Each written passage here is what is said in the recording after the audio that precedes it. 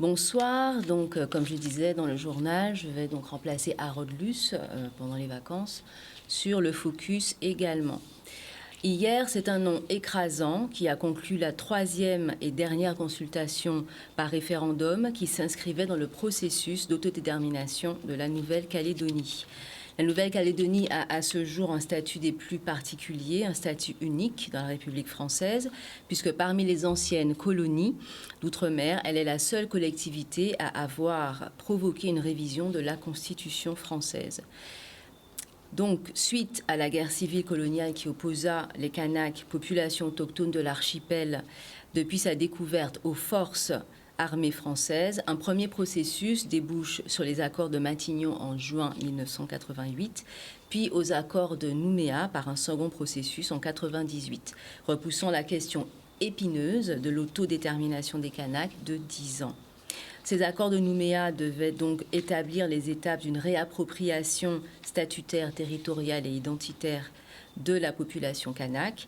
La conclusion de ce dernier référendum a de quoi troubler, puisque les grands absents du vote sont ceux-là même qui demandent l'indépendance.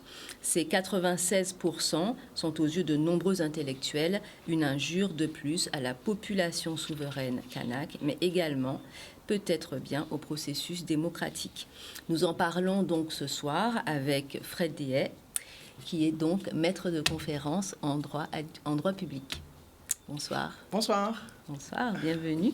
Donc ce soir, on va parler vraiment tranquillement de la question de l'autodétermination et de l'indépendance qui fait évidemment écho en fait à la réalité guadeloupéenne, notamment après le passage du ministre des Outre-mer et la question de l'autonomie. Donc tout d'abord, avant de parler donc de la question du référendum, faisons un petit rappel historique sur la présence française donc en Nouvelle-Calédonie. Donc un petit diapo vous sera proposé. Donc on va vous passer la première diapo. On va parler, donc, je l'ai intitulé Kanaki versus Nouvelle-Calédonie, donc une colonie pénitentiaire. Donc 1674, découverte de la Nouvelle-Calédonie, de l'île, en tout cas de l'archipel, par James Cook, un navigateur britannique. 1853, la Nouvelle-Calédonie devient française.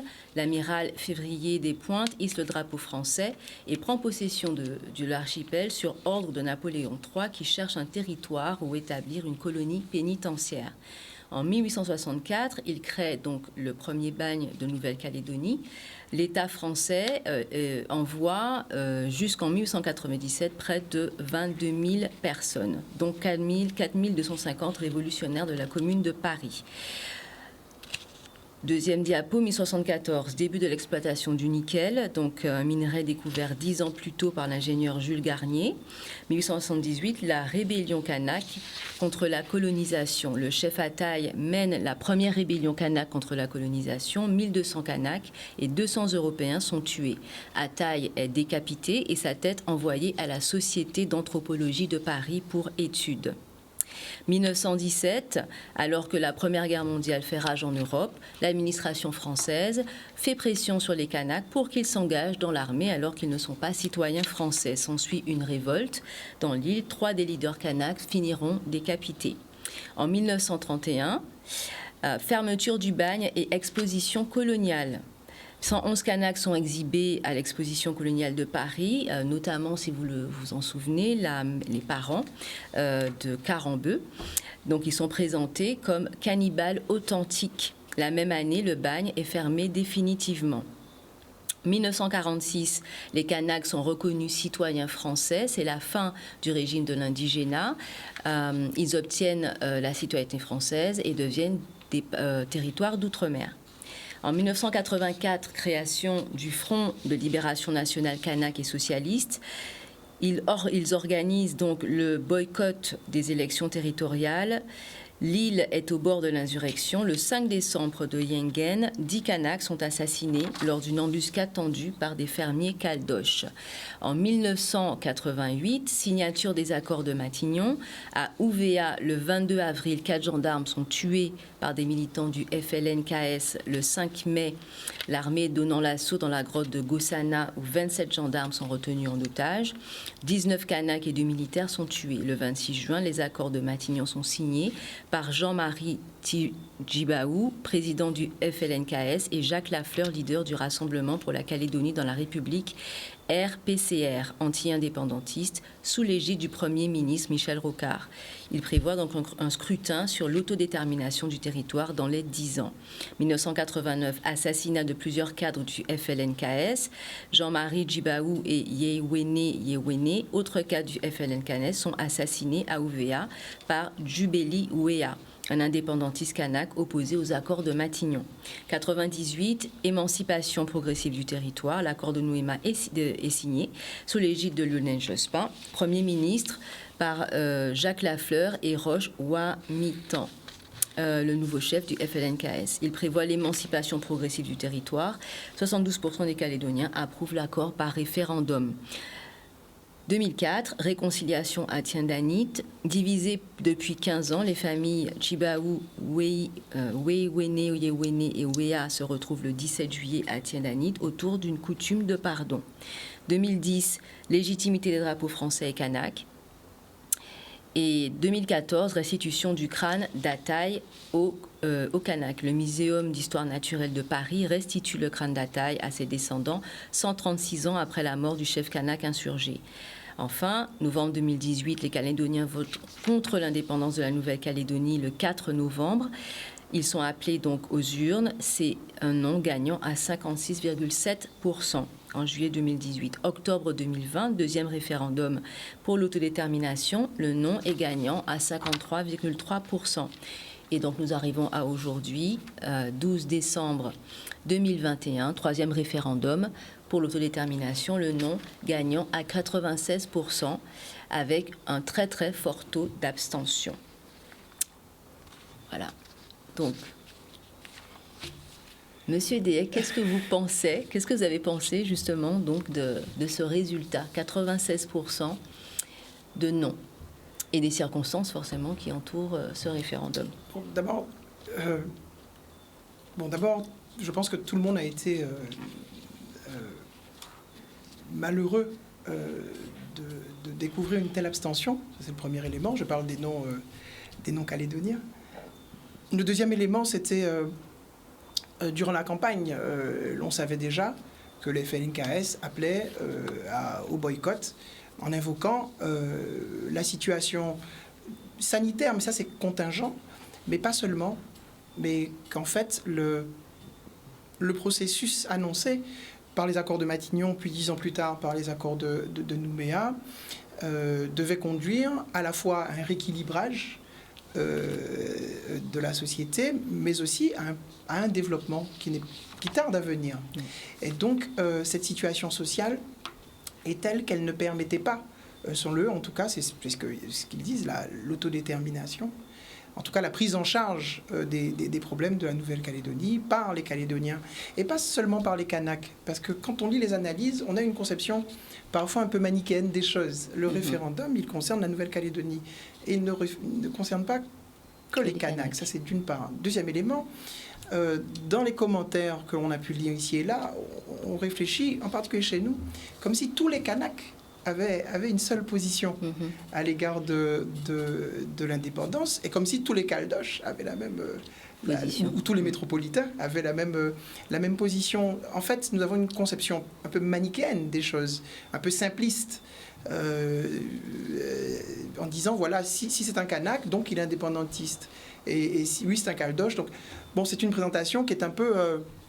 qui ne reflète pas vraiment la réalité. On peut pas dire qu'on peut établir que ça se passe toujours comme ça.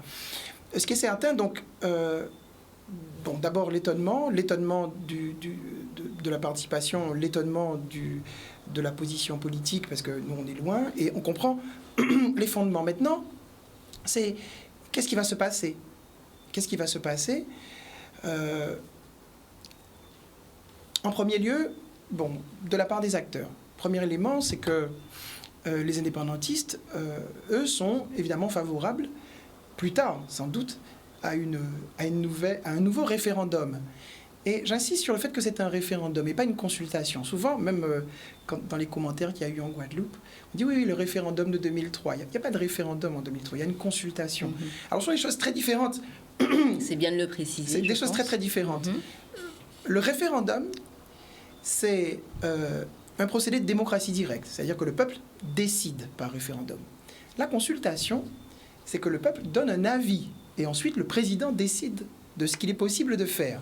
Et donc, la Guadeloupe, la Martinique, on avait été consultés, nous avons été consultés, c'est-à-dire nous n'avons pas décidé. Il n'y aurait pas eu une issue, en tout cas. C'est-à-dire que ce n'est pas nous qui décidions, c'est-à-dire que ce n'est pas une décision guadeloupéenne d'avoir une collectivité unique ou pas. C'était un avis, c'est-à-dire on vous demande, on consulte la population et ensuite le président décide ou pas de la suite à donner. Tandis qu'en Nouvelle-Calédonie, c'est un référendum. C'est-à-dire que s'ils avaient voté oui, et bien de plein droit, ils deviennent indépendants. En votant non, donc c'est vraiment le peuple qui décide. Est-ce qu'il n'y a pas eu de référendum qui concerne la situation statutaire guadeloupéenne?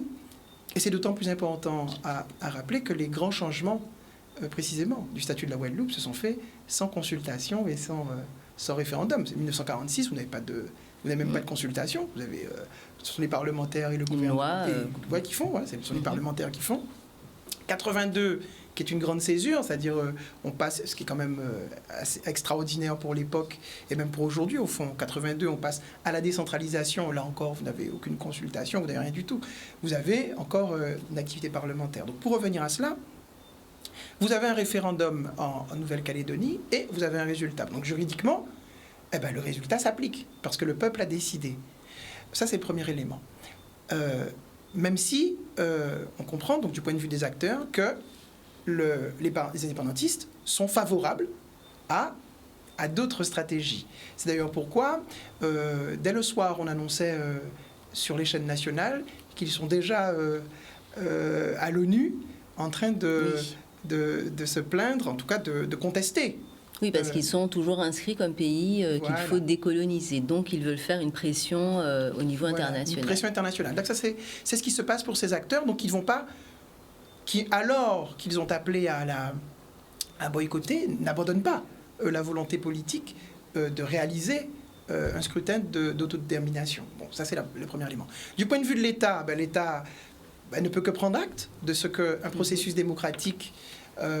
quelle que soit sa valeur, quelles que soient les contestations, l'appréciation politique qu'on peut en avoir, mais d'un point de vue juridique, l'État prend acte de ce qu'il n'y a pas le référendum, c'est conclu par un non, et donc donc la Nouvelle-Calédonie ne devient pas indépendante. Et là, il va falloir réfléchir. Pourquoi? Parce que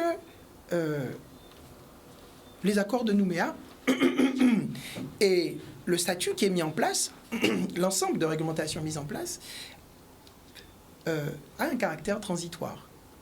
Donc vous aviez un processus à triple détente. Un premier référendum, un deuxième référendum et un troisième référendum, donc de décembre 2021. Ensuite, s'il n'y a pas d'indépendance, alors ce droit qui était prévu, en fait, transitoire parce qu'il amenait la Nouvelle-Calédonie vers l'indépendance, ce droit transitoire doit être soit consolidé, soit modifié, mais en tout cas, il était conçu pour être transitoire.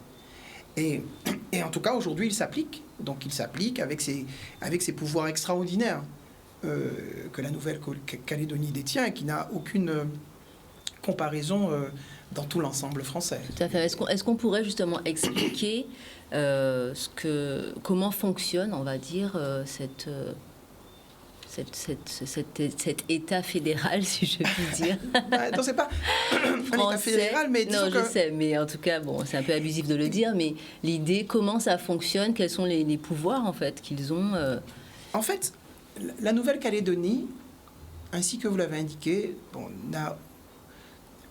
est unique dans le système français. Vous avez un territoire qui a des institutions qui lui sont propres, un congrès, un gouvernement, un sénat coutumier et un conseil qui est équivalent au conseil économique et social. Et ce gouvernement, c'est l'exécutif du congrès et il est doté de pouvoirs absolument extraordinaires. C'est que ça n'a absolument...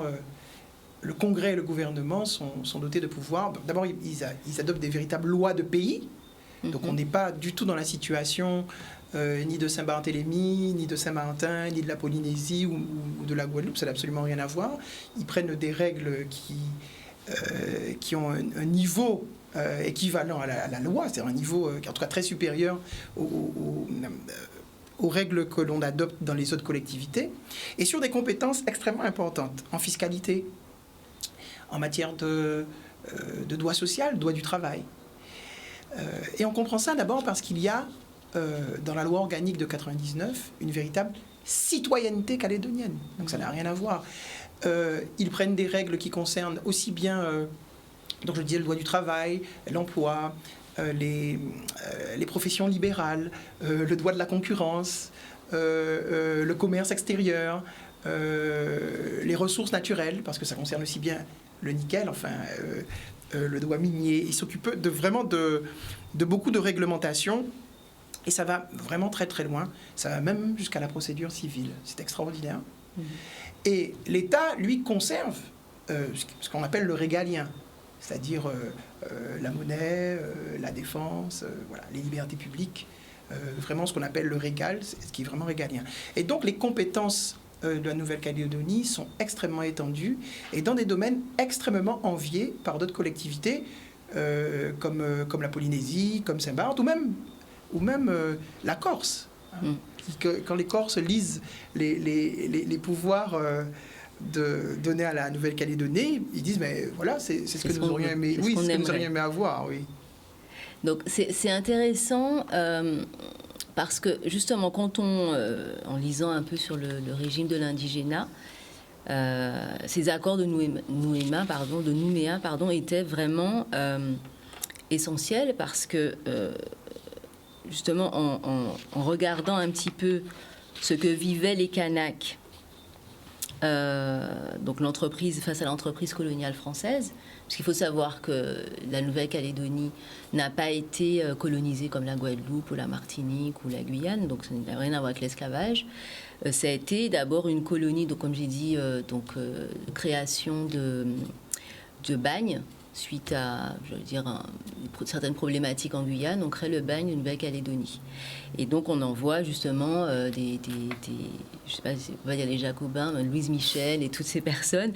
Donc, par exemple, si on doit dire qui sont les colons qui sont arrivés les premiers, donc il y a eu les transportés, condamnés à de longues peines de travaux forcés, souvent doublés à leur libération d'une obligation de séjour sur l'île, les relégués, qui étaient des vagabonds des faubourgs, condamnés à de faibles peines d'emprisonnement sans travaux forcés, mais qui étaient interdits de territoire en France, donc sur le territoire français. Et il y a eu ensuite les déportés, qui étaient des condamnés politiques à l'exil. Parmi eux, deux groupes importants, les communards, dont la célèbre Louise Michel, arrivée en 1873, et les insurgés kabyles, arrivés en 1872. D'ailleurs, le nom que le reste du contingent de prisonniers va garder, c'est les Arabes, justement en référence aux Kabyles. Mais ils font partie de la communauté des Européens en Nouvelle-Calédonie. Et finalement, qu'est-ce qu'ils vivent une fois que une nouvelle vague de migration va arriver, ce seront d'ailleurs une colonisation libre, des personnes libres, donc des agriculteurs, etc. Et pour que ces personnes s'installent, qu'est-ce qu'on fait? Eh bien, on chasse les Kanaks de leurs terres et on va les mettre dans des réserves. Donc on va regarder justement une petite carte. On a une carte qui va montrer justement le territoire. Donc la colonisation pénale en rouge, et on va avoir les dates de création donc de ces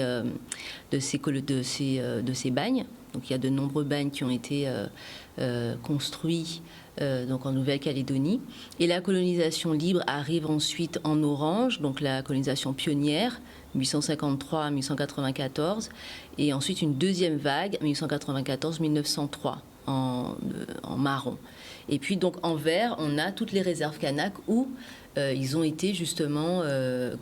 c'est le même modèle qu'aux États-Unis où ils ont exterminé les Native Americans, les Indiens aux États-Unis, qu'on a relégués dans des réserves.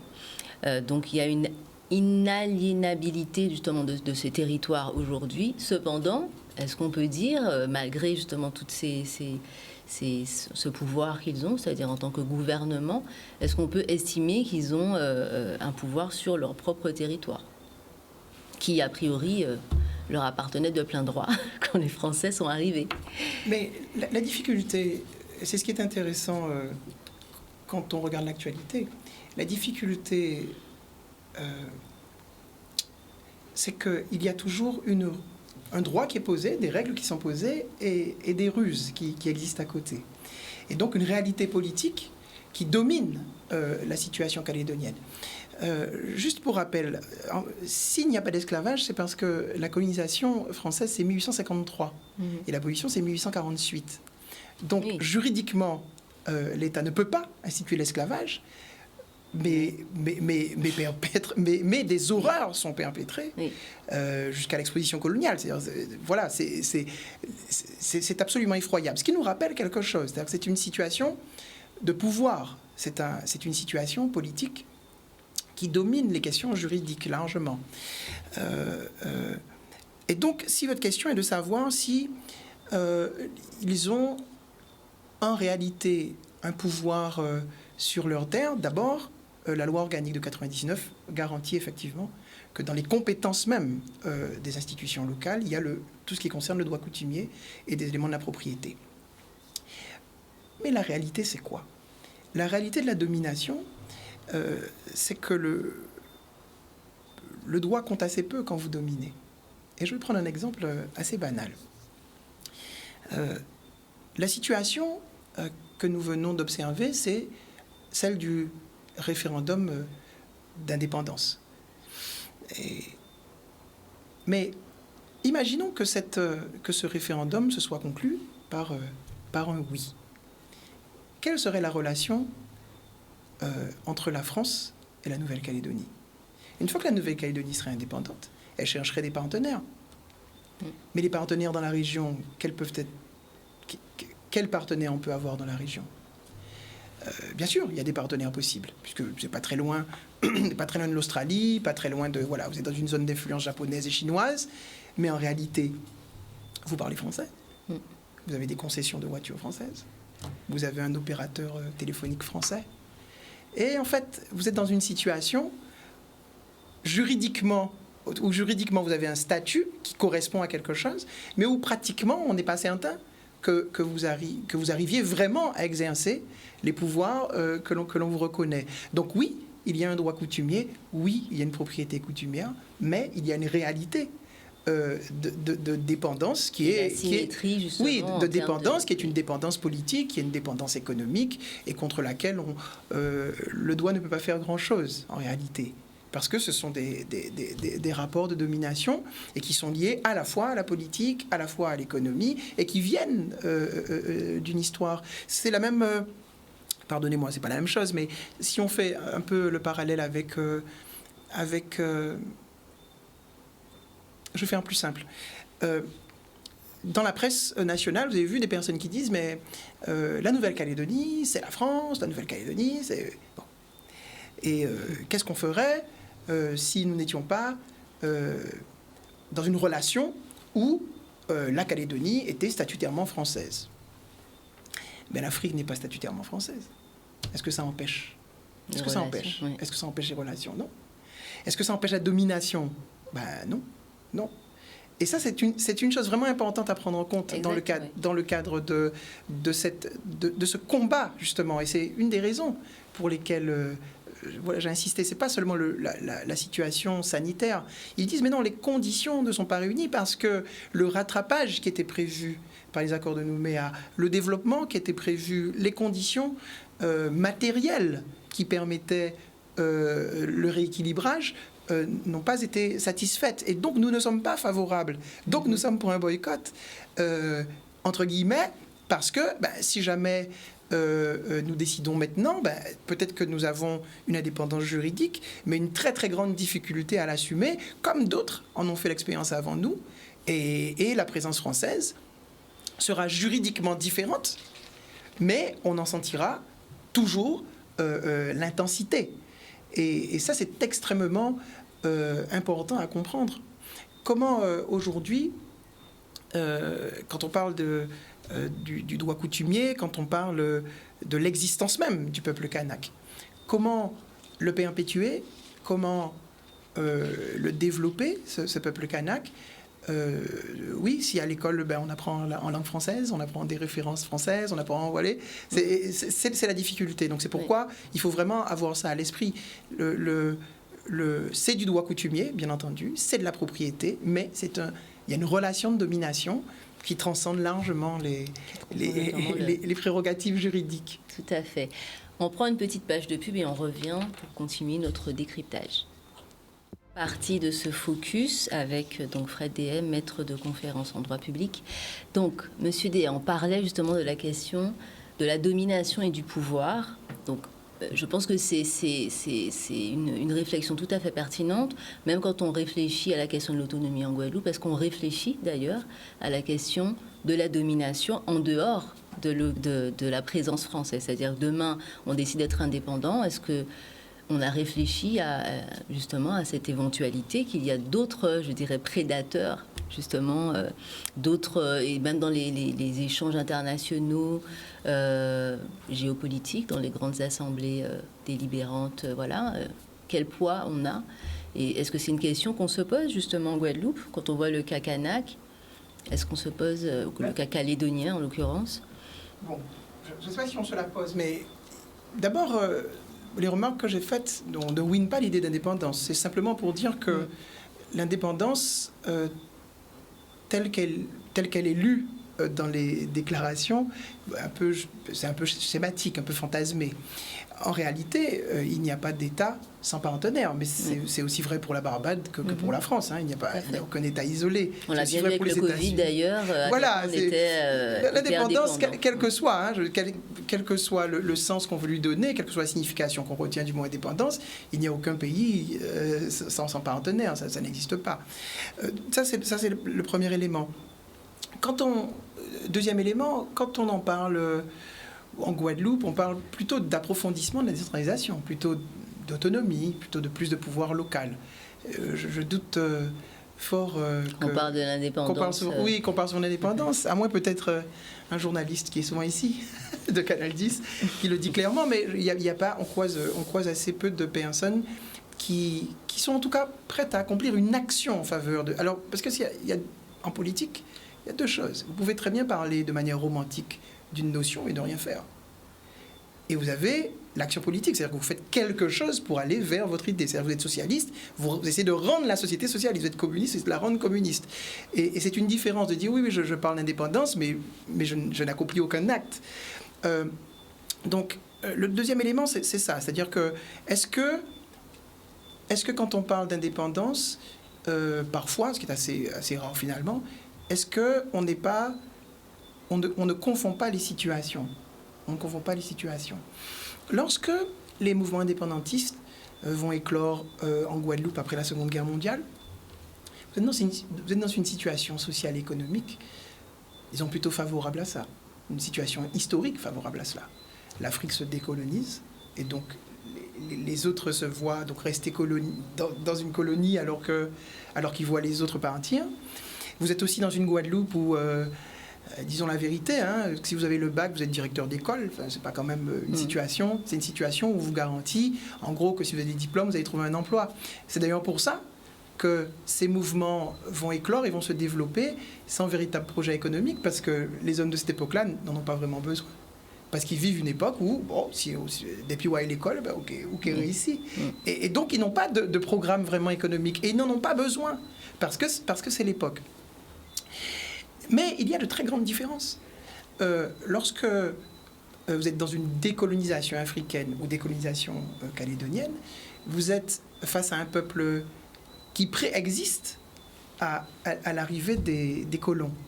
Oui, et donc c'est bien ça. Donc, ce n'est pas le cas de la Guadeloupe qui a été créée, la colonie a été créée par... Oui, ce qui n'est pas quand même le cas, puisque c'est une... Dans les Amériques, c'est très différent, puisque vous êtes sur... puisqu'il s'apparente à un génocide, au départ, en tout cas, un nettoyage ethnique, et ensuite, une nouvelle population, donc d'abord les colons, ensuite, c'est la traite africaine, ensuite, vous avez des Indiens, et puis vous avez d'autres personnes qui s'ajoutent, ce qui est extrêmement différent si vous êtes en Nouvelle-Calédonie, vous avez déjà un peuple qui est là, avec des colons qui arrivent, et leur aspiration, c'est que, qu'ils reprennent les droits qu'ils ont sur leur terre. En plus, je ne sais pas si on se rend compte, 1853, pour eux, c'est pas très long, en fait. Hein. Pour eux, c'est le 19e siècle. Et donc, quand ils signent les accords de Nouméa, c'est en 98, bon, voilà, pour eux, c'est assez récent. Un peu comme les Catalans disent, oui, mais l'invasion espagnole, elle est récente parce que ça date ça n'a pas 3 siècles, donc c'est assez récent. Donc, on est dans une situation extrêmement, extrêmement différente. Pour revenir donc à l'indépendance, ça n'existe pas sans partenaire, parce qu'il n'y a pas d'État sans partenaire, mais la décolonisation est différente selon que vous soyez en Afrique, en Nouvelle-Calédonie, où les peuples préexistent à la colonisation, ou en Amérique, où là, non, malheureusement, en tout cas pour ce qui est de la Guadeloupe, la Martinique, et puis de la Guyane, on est dans une situation extrêmement différente. Tout à fait, une situation totalement différente. Mais ce qui est intéressant également, c'est l'intérêt que nos militants, nos politiques portent à la Nouvelle-Calédonie. D'ailleurs, je vais vous partager un communiqué de presse que j'ai reçu ce soir, justement, du Parti socialiste de Guadeloupe. Je suppose qu'il est en fraternité aussi avec... La fédération ou le PSG ? La fédération. La fédération, oui. Donc le Parti socialiste préoccupé par l'après-référendum en Nouvelle-Calédonie. Le Parti socialiste revendique l'héritage de la démarche qui a permis, depuis la poignée de main historique entre Jacques Lafleur et Jean-Marie Tjibaou, en 1988, de retrouver la paix civile en Nouvelle-Calédonie et de construire les bases d'un destin commun, qui est justement un des maîtres mots des accords de Nouméa, et aussi réemployé aujourd'hui par le ministre des Outre-mer. Aujourd'hui marque une étape importante du projet initié sous Michel Rocard par les accords de Matignon en 1988, puis par l'accord de Nouméa en 1998 sous Lionel Jospin. Ce processus, dont les socialistes sont fiers, se conclut par un non massif à l'indépendance pour le 3e et dernier référendum, marqué toutefois par une abstention record. Les partis indépendantistes qui jusque-là participaient au processus ont très tôt fait part de leur réticence due au contexte sanitaire avant de décider de ne pas prendre part au vote.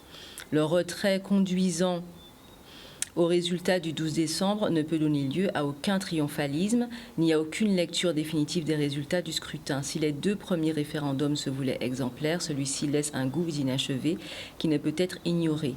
Nous prenons donc acte du résultat, mais engageons le président de la République et le gouvernement à renouer au plus vite avec l'ensemble des forces politiques calédoniennes le dialogue qui a permis depuis 20 ans de préparer l'avenir du territoire.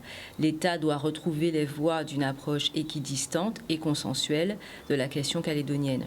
Nous demandons par ailleurs que les missions parlementaires de l'Assemblée nationale et du Sénat soient étroitement associées à ces discussions qui ne doivent pas être les otages des campagnes électorales nationales de 2022. Il faut aussi que la société civile calédonienne soit partie prenante de ces échanges, car le territoire a profondément évolué depuis 1998 et il réclame aujourd'hui, plus que jamais, parallèlement aux questions statutaires et institutionnelles, une véritable politique de réduction des inégalités menée conjointement par l'État et les institutions calédoniennes. Enfin, nous ferons preuve de vigilance dans les discussions sur la gouvernance future de la Nouvelle-Calédonie afin que celle-ci permette la co-construction d'un avenir commun. Bon, le premier élément, c'est que les socialistes revendiquent, à juste titre, les accords de Matignon et de Nouméa. Mais ça, c'est socialiste historique.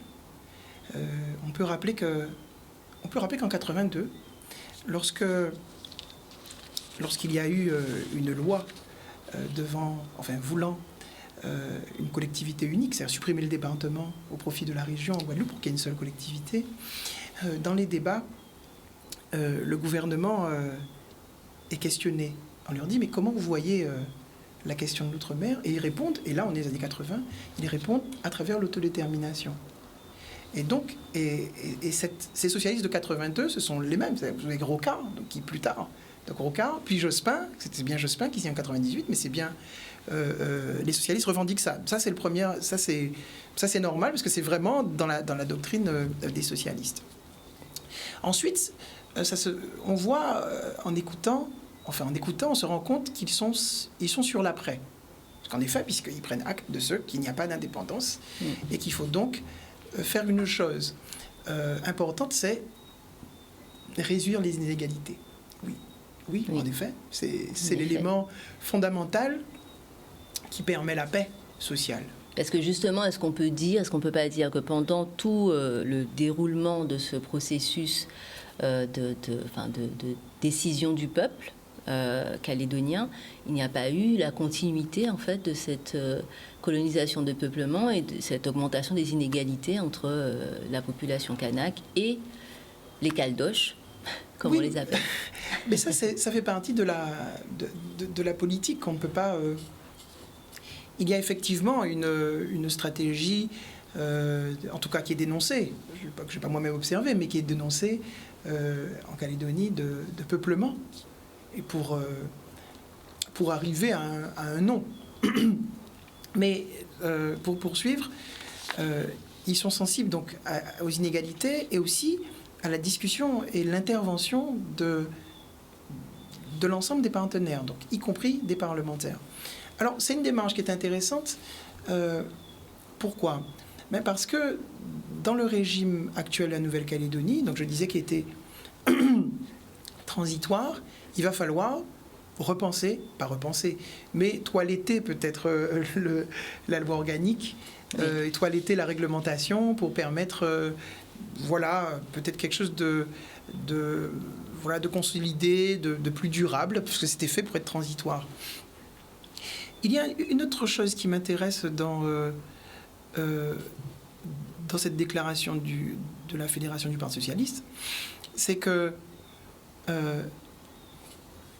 ils ne prennent pas parti sur l'idée qu'il y a un peuple kanak. Et ce qui est effectivement un élément qui est fondamental dans le processus. Et pour autant, qui est normalement fondamental aussi dans l'accord de Nouméa. Oui, voilà. Qu'il y a un peuple kanak et que ce peuple kanak a droit à l'autodétermination. C'est la résistance à l'oppression. Là, on est au siècle des Lumières. C'est un principe du XVIIIe siècle. Tout à fait, parce que l'accord de Nouméa avait pour vocation d'apurer le contentieux colonial. Et je lis...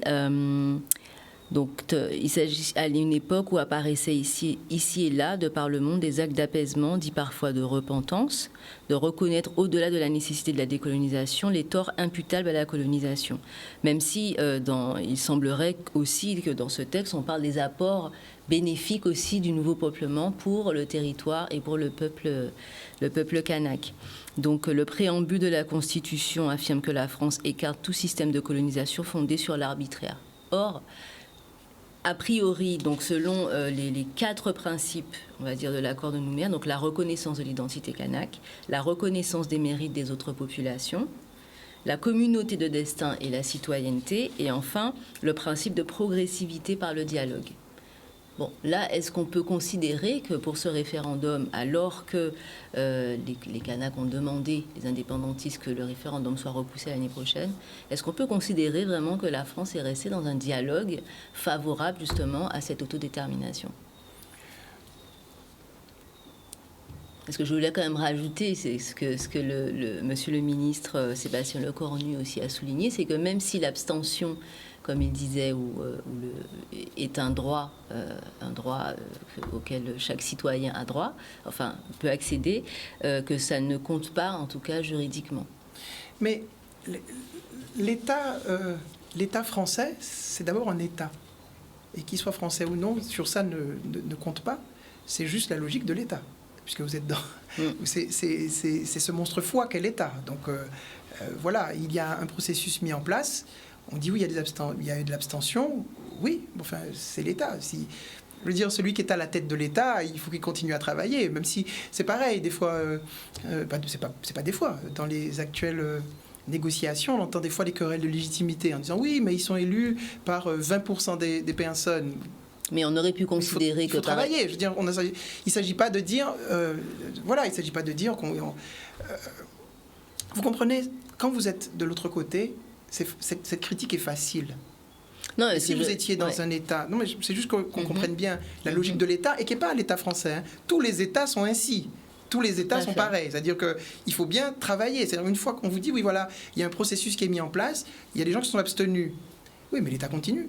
Oui, parce que vous soyez en Russie, que vous soyez en France, la réponse sera toujours la même. Tout à fait. Enfin, on voit quand même depuis, parce qu'ils ont quand même évoqué la crise sanitaire, qui est quand même j'allais dire, la problématique qui est extrêmement redondante depuis 2 ans, et qui a dans certains cas, été le prétexte, en fait, de repousser certaines élections, ou parfois de les maintenir, cela dit, parce qu'il faut continuer, il faut qu'il y ait la continuité du service public et évidemment du processus démocratique. Mais quelque part, on aurait pu se dire que c'était possible, parce qu'il y a beaucoup de choses qui ont été reportées avec le Covid. Oui, il était possible. Oui, il était possible évidemment de repousser, il était possible de continuer le dialogue. Et le dialogue n'est pas pour autant rompu. Moi, quand j'ai vu... j'ai oublié son nom, le responsable du FNNKS, il n'a pas dit que le dialogue était rompu. Il a dit que, voilà, que le résultat de l'abstention était attendu, puisque lui-même il avait milité pour l'abstention, et que pour autant, sa détermination à parvenir à l'indépendance de la Kanaki, donc pour lui c'est la Kanaki, n'est pas ébranlée. Mais vous voyez, sur cette question de l'abstention, c'est extrêmement compliqué. C'est compliqué parce que c'est une lecture politique d'un dispositif démocratique. À partir du moment où vous êtes dans un processus de vote, il est très difficile de venir après et de dire oui, mais je n'étais pas favorable au vote, ou j'étais pas... Voilà. Et c'est à peu près le même débat qu'on a ici. C'est-à-dire des personnes qui vous disent je suis allé aux élections, j'ai pas gagné, mais je suis aussi légitime que vous. Pourquoi? Et pour quelle raison? En vertu de quoi? Vous avez en Guadeloupe, et c'est intéressant aussi, une querelle des représentations. Oui. Vous avez des groupes qui sont élus par personne et qui parlent tout le temps à la télé, à la radio, et qui contredisent des hommes politiques qui, eux, sont élus. Alors, qu'ils soient élus par 10%, 20%, 30 personnes, 30% ne comptent pas. Ils sont élus. Il faut bien que le conseil départemental travaille, il faut bien que les communes travaillent, il faut bien que la région travaille. Et donc, on ne peut pas constamment s'appuyer sur l'abstention pour dire que bon, les institutions doivent s'arrêter. Parce que celui qui vous dit ça, si le fonctionnaire qui liquide sa paye ne travaille pas, il sera fâché. C'est le même qui vous dit qu'il faut tenir compte de cela pour arrêter les institutions. Il dit, mais très bien, donc celui qui liquide la paie n'ira pas travailler puisque les institutions sont arrêtées. Il dira, non, ou pas approcher. Mais oui, mais ça, faut savoir. On est dans un système, il faut admettre cela. C'est à partir du moment où on est rentré dans le jeu, le jeu, il a des règles.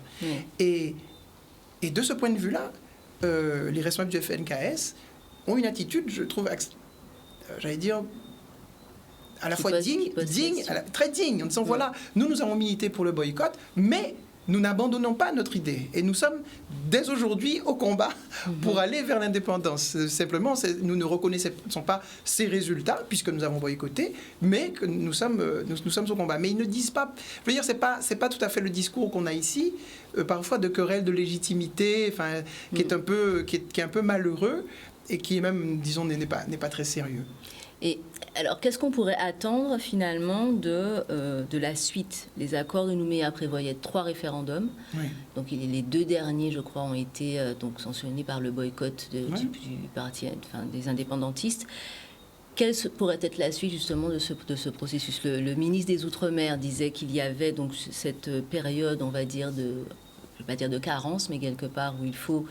Et puis, il y a les élections présidentielles qui s'annoncent en début d'année. Donc, comment est-ce que ça pourrait se dérouler? À quoi on peut s'attendre, en fait, pour la suite? D'abord, le fait que l'année prochaine, il y a l'élection présidentielle, ça va un peu geler tous les processus. Ça veut dire que la chose la plus importante sera d'abord l'élection présidentielle, ensuite l'élection législative. Ça veut dire que durant cette période, il ne va pas se passer publiquement grand-chose. Hein. Pas publiquement, mais l'administration travaille toujours. Et les forces politiques locales sont toujours à l'œuvre. Donc, à mon avis, pendant que d'autres vont se disputer la présidentielle, en Nouvelle-Calédonie, ils vont se mettre à penser très sérieusement à ce que j'appelais le toilettage ou la consolidation de la loi organique de 99. Donc ça, c'est ce qui est censé se passer, de leur point de vue. Et est-ce que vous pouvez rappeler simplement ce que je vais dire, prescrit justement cette loi organique de 99? Non, la loi organique, elle organise le fonctionnement des institutions et les compétences. D'ailleurs, tout à l'heure, je pense que j'ai parlé de procédure civile, j'ai parlé de droit civil. Elle organise le fonctionnement. Mais l'idée, qui est d'ailleurs rédigée, puisque la loi est prise dans le cadre de la continuité des accords de Nouméa, tout cela est transitoire parce que on allait vers l'indépendance. Donc si on était allé vers si l'indépendance était advenue, on ne parlerait plus de les institutions seraient différentes. Donc là, il faut absolument que les partenaires se retrouvent autour de la table et dire, voilà, l'indépendance n'est pas arrivée et nous avions un programme qui tenait compte du fait que l'indépendance devait arriver. Donc maintenant, qu'est-ce qu'on fait? Est-ce qu'on conserve nos institutions telles quelles ou est-ce qu'on les modifie en se disant que le provisoire est plus durable qu'on avait prévu, en fait. Hein. C'est un peu ça. Et c'est ce qu'évoque d'ailleurs la communication tout à l'heure que vous avez lu d'un parti politique. Donc les partenaires vont continuer à travailler et vont continuer à formuler des critiques. Parce que même les partisans du oui ne sont pas forcément... les partisans du non à l'indépendance, pardon, ne sont pas nécessairement satisfaits du fonctionnement qui existe. Même s'ils ne sont pas tous contre le droit coutumier, mais ils ne sont pas forcément satisfaits. Donc il y a cette réalité calédonienne de société... vous savez, je vais prendre... pour en parler plus clairement, je vais vous dire ce que m'ont raconté des journalistes qui ont travaillé en Nouvelle-Calédonie. Alors, ils travaillaient avant la station guadeloupéenne. Et puis arrivant en Nouvelle-Calédonie, ils disent voilà, quand ils envoient une équipe, ils me disent mais voilà, quand j'envoie une équipe de ce qui était RFO avant, une équipe sur un reportage, je devais veiller à mettre des caldoches et des canaques, sinon ça ne marchait pas. Et que tout était comme ça, tout était compliqué. Donc nous qui regardons avec nos yeux de Guadeloupéens, on a une image un peu éloignée, déformée de l'âpreté de leurs difficultés. Il y a une difficulté à vivre ensemble. Oui. Et donc, il est possible que de part et d'autre, aussi bien du côté des caldoches, des métropolitains et des Kanaks, qu'il y ait des révisions à faire, parce que là, ils sont appelés à rester ensemble, dans la République française, qui n'était pas tout à fait l'idée de départ. Et donc, ils vont continuer à travailler, et le FNKS, donc, voilà, n'arrêtera pas de faire des propositions en ce sens.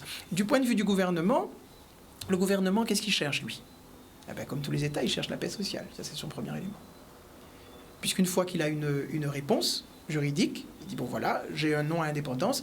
Maintenant, il faut que l'ordre public soit garanti et que les programmes que nous avions mis en place trouvent leurs aboutissements à travers l'ensemble. Vous savez, en Nouvelle-Calédonie, par exemple, il y a des emplois qui sont réservés, même dans la fonction publique. Et tout cela, donc ça fait tout le temps l'objet de révision, d'observation, pour voir si les choses sont conformes à la volonté nationale, mais aussi, bien entendu, à la volonté locale. Donc ce qui est intéressant aussi quand même avec le cas calédonien, donc c'est un peuple qui est souverain, c'est-à-dire originellement 3000 ans avant l'arrivée des Français, c'est déjà sur le territoire, qui avaient déjà, le droit coutumier, l'habitude de se diriger, de se gérer, ce qui n'est pas le cas de la Guadeloupe. Il y a des choses encore qu'on doit apprendre, c'est-à-dire que je pense que l'exemple de la Nouvelle-Calédonie est extrêmement séduisant, mais qu'il y a énormément d'ajustements encore à faire, on le voit, pour que la population même vive dans la concorde là-bas. Donc, pour terminer l'émission, parce qu'on arrive au terme de l'émission, je vois que, par exemple, je crois que c'est le chef, le leader, je crois, du parti du FLNKS, pardon, je le cite, c'est un tweet, à partir du moment où nous rompons avec l'État français, nous allons intensifier notre offensive diplomatique internationale dont on a parlé. L'ONU continue de placer la Nouvelle-Calédonie sur la liste des pays à décoloniser. Imaginons alors qu'il décide de se retirer du dialogue avec la France. Est-ce qu'ils ont la possibilité de recourir? Est-ce que le recours à l'ONU peut aboutir en fait à une indépendance? C'est toujours pareil. Juridiquement, ça a du sens, mais politiquement, les chances demeurent assez faibles. Hein. Décolonisé par la pression internationale, surtout dans le cadre de la Nouvelle-Calédonie. Parce qu'on reviendrait au cas de la décolonisation à l'origine, qui était finalement la pression internationale. Mais on voit que sur des questions même plus simples, hein, la communauté internationale, par exemple le problème de l'Ukraine, ça a l'air plus simple. Et pourtant, vous avez beaucoup de difficultés à avoir une réaction d'ensemble qui puisse protéger un pays qui, lui, est déjà indépendant. A fortiori, un pays qui ne l'est pas encore. Oui, c'est un pays qui ne l'est pas encore et qui n'intéresse pas les Européens. Parce que ça aussi, c'est une de nos difficultés. C'est-à-dire que si vous êtes sur notre planète, quand vous êtes à l'extérieur du giron européen ou chinois ou russe, c'est assez peu intéressant. Donc c'est très difficile d'obtenir une pression internationale qui pourrait conduire à la décolonisation de la Nouvelle-Calédonie, même si juridiquement ça a du sens.